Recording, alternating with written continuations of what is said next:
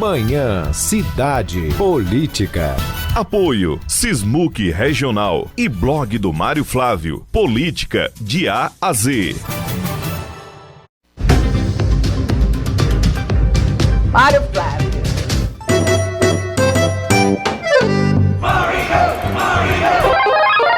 Olha, antes de falar de política, eu queria propor um desafio aqui. Porque Popó não tá lutando, né, com Bambam, com... Pronto. Eu tenho um desafio a fazer aqui. Eu e Lucas Medeiros na luta de boxe. É. Rapaz. Lá na... Como é o nome da academia? É a... Eita, é Muay Thai Pro. Pronto. Muay Thai Pro. É. A gente ir lá, eu e Lucas, e a gente fazer 3 rounds. Pronto. É. Que invenção, Mário. Eu e Lucas Medeiros, e luta de boxe. Pronto. Pronto. Tem que Rapaz. ser igual aquele das Olimpíadas do Faustão. Tem uns cotonetes bem grandão, lembra? E aí a gente vai fazer as apostas. Né, pra ver quem é. Não, quem o vai Tinho cuida das apostar. apostas não. O Tinho vai dar o xusto no dedo da galera. É, né? Tá certo.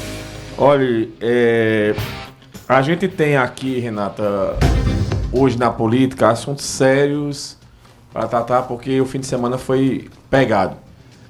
O carro da vice-governadora Priscila Krause, ele foi tentativa de assalto, né, do segurança dela. É um carro que não é caracterizado, né, porque é uma questão de segurança, de estratégia, né, eles não caracterizam o carro. E aí um indivíduo tentou roubar o carro. A vice-governadora já tinha ficado na casa do pai dela, o ex-governador Priscila Krause. O ex-governador Priscila Krause. Perdão, Gustavo Krause, né, o pai de Priscila. Ela tinha ficado na casa de Gustavo, e aí na volta, né, acontece a tentativa de assalto. E aí os seguranças da governadora, que são policiais, eles reagem, né, e acabam atirando no pé e na mão do assaltante. Ele alegou que a polícia disse que foi legítima defesa, e ele disse que ele já está imobilizado quando levou os tiros. Enfim, para encurtar essa história, hoje pela manhã esse indivíduo aí já está solto devido à audiência de custódia. E aí é aquela história da polícia enxugar gelo. Segundo o juiz tomou a decisão, esse indivíduo não oferece perigo à sociedade. Tem várias passagens na polícia, foi preso com a arma calibre 32, várias munições. E se um cara desse, ele não oferece perigo à sociedade, eu não sei quem oferece mais não. Mas enfim, vamos brincar é isso mesmo. Mas vamos ao fato mais importante disso. Nem as autoridades estão livres aí do excesso de violência das ações dos bandidos. Então, assim, Lucas Medeiros vai trazer daqui a pouco detalhes na parte policial de um comissário de polícia que foi assassinado em Vicência, na Zona da Mata. Um crime bárbaro, né? Então, a gente tem um caos na violência instalado no Estado. E o governo precisa tomar uma reação, precisa reagir. Porque a gente está tendo casos e casos aí, Renata, de violência, que mesmo fim de semana, um policial é assassinado, um policial civil, e também o carro da vice-governadora acaba tendo tentativa de homicídio, de violência, de assalto. E só no fim de semana no Estado... Assalto, Mário. Tentativa de assalto. Só no fim de semana, 29 pessoas foram assassinadas no estado de Pernambuco. Então, veja, é muita gente sendo assassinada. É muito crime e o governo do estado não consegue reagir para essa ação. Então, Juntos pela Segurança precisa urgentemente dar uma resposta, né, para que a gente possa aí ter números melhores no que diz respeito à segurança. Sobre a questão política, no último sábado, Renata, a grande notícia do dia foi a retirada oficialmente do PL, dentro do governo de Raquel. Né? Então, Raquel Lira, existia uma especulação já há uns 15 dias que o PP iria pegar a comando do Detran, e aí a governadora vinha esperando, né, talvez na votação das faixas salariais, e o que se viu foi uma bancada do PL voltando totalmente ao contrário do que queria o governo. Então a governadora avaliou, né, botou na balança e retirou o PL do governo, entregou o comando do Detran ao PP, a 2 delegados que foram indicados pelos da Fontes, Dudu e Lula. Com isso, não só vem os 2, mas 8 deputados na Assembleia do próprio PP e mais 2 deputados que são ligados a um do PSB e um do União Brasil, são ligados aos da Fonte. Então a governadora avaliou. Se eu tenho 5 do PL, os 5 não estão votando do jeito que o governo quer. Dos 5, um Alberto Feitosa, escolhemos o governo todo dia. O Abimael Santos, a mesma coisa. Então a governadora avaliou e retirou os deputados bolsonaristas da base do governo. Então isso veio, o comportamento do PL veio antes dessa retirada, é isso? Renata, como diz Do aquela partido. música do Fogo Jamil e à uma noite, galinha. tudo começou há um tempo atrás. Não foi na Ilha do Sol, mas foi lá no começo do governo. Coronel Alberto Feitosa ia ser presidente de uma comissão e numa manobra do governo acabou sendo retirado dessa comissão. E aí o pessoal reclamou bastante. Desde então, Alberto Feitosa não ficou satisfeito, foi para a Azedou. oposição. Isso. Abimael é um deputado sem controle. Você não tem controle do que Abimael fala. Ele elogia e ao mesmo tempo ele dá aquela cacetada, né? Então, assim... Não tem meio termo, Não né? tem meio termo, porque ele disse ele não tinha cargo no governo, nisso eu acho que ele está certo. Se você tem cargo no governo, você tem que ser governo. Agora ele não tinha cargo no governo, parece ter uma indicação em Toritama só, mas é uma coisa muito pequena, e aí ele não estava muito preocupado. Então ele batia sem dó e piedade na gestão. E por último foi o Joel da Harpa, que também partiu para cima do governo. Então ficaram só o Enoque e também o Renato Antunes, né, votando com o governo. Mesmo assim eles não defendiam mais o governo, né? Então o governo avaliou que era melhor tirar o PL.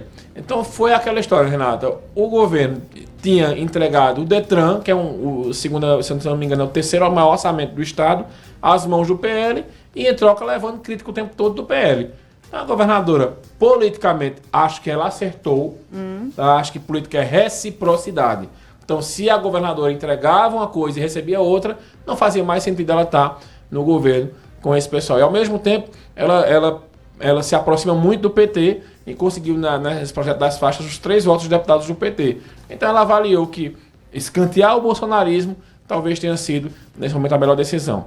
Agora, eu sempre lembro que, trazendo para a questão análise fria dos números, a governadora ela teve uma ajuda muito grande do bolsonarismo na eleição passada, quando ela vai para o segundo turno com Marília Reis e os eleitores de Bolsonaro, os eleitores conservadores, votam em massa em Raquel Lira, contra Marília E Reis. o que a gente ouviu de elogio aqui, né, Mário, na época da campanha, assim, né? Todo mundo queria ter Raquel, né?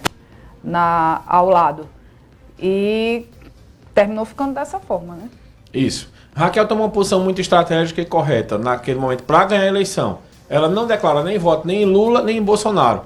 E ali fica no meio, né? Então ela tem votos ao mesmo E deixa tempo. os eleitores na dúvida, mas que muitos terminaram apostando nela, né? Isso. Ela tem a maioria do voto conservador, a maioria do voto bolsonarista, porque Marília, ao contrário de Raquel, falava mais em Lula do que dela, né? E aí ela tem também votos dos eleitores de Lula que não queriam mais a continuidade, olhavam para Marília Reis e viam a continuidade do PSB na gestão. Então, ela teve um voto tanto de um lado quanto do outro. Com esse posicionamento que Raquel vem tomando, eu escuto de muitos bolsonaristas que estão decepcionados com ela. Aí eu pergunto sempre, certo, se a eleição for Raquel e João Campos, você vota em quem? Aí ele desconversa, ou ela, e diz, não, talvez em nulo, não sei o quê.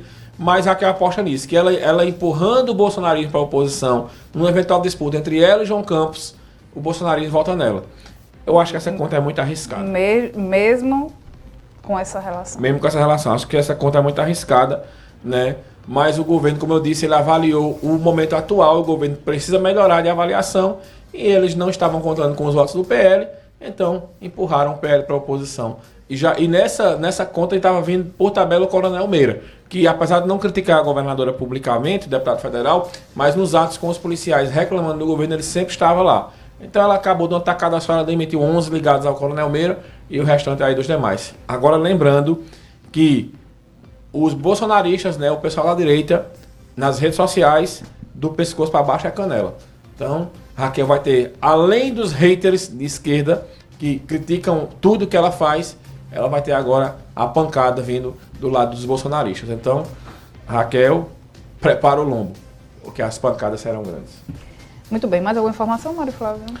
Não, a gente ia falar da biblioteca, mas já falamos aqui. Né, essa semana é uma semana diferente para Caruaru, é o aniversário de emancipação política da cidade, né, Renato? Então vamos ter uma série de inaugurações aí de obras, né, começando hoje pela biblioteca, e aí vai durante a semana toda. No Cidade Entrevista, a gente recebe hoje o secretário, presidente da ADEP, o André Teixeira Filho, o nosso querido Andrezinho, que é aqui de Caruaru, e bater um papo sobre os investimentos no estado, sobre o Porto de Suape e muito mais.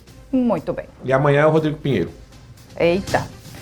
8h47, WhatsApp Cidade. Vinheta e WhatsApp.